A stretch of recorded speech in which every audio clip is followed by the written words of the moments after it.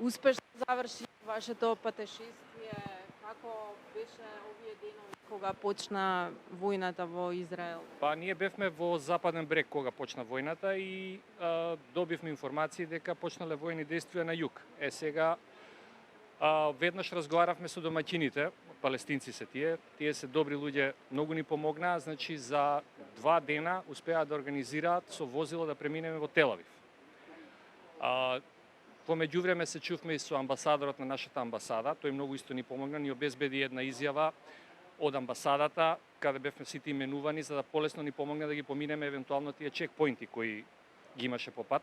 Лесно поминавме, велам, стасавме во Тел Авив.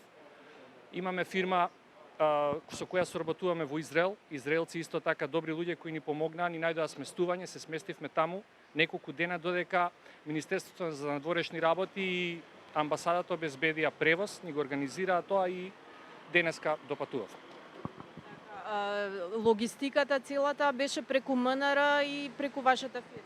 Нашата фирма постојано имаше како втора опција алтернативно се купуваа карти за комерцијални летови, меѓутоа заради паниката што се јави таму, 2 пати летовите ни се откажа.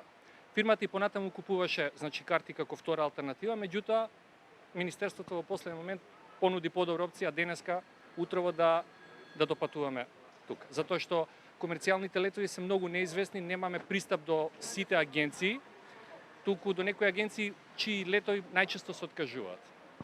Како беше последнава ситуација, еве сега во 12 негде часот или во 1 по наше време, како гледаше?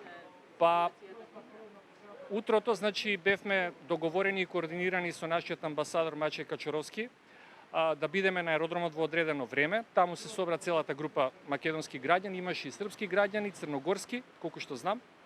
И координирано значи отидовме има security чекови, има после чекирање на багаж и повторно има некои проверки, се додека се стаса на гејт.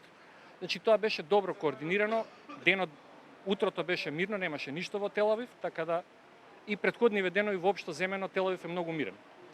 Имате ли информации дали останаа уште македонски граѓани во Израел?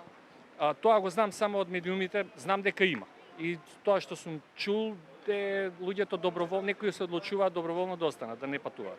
Ама тоа велам од медиумите што го знам, немам некоја непосредна информација.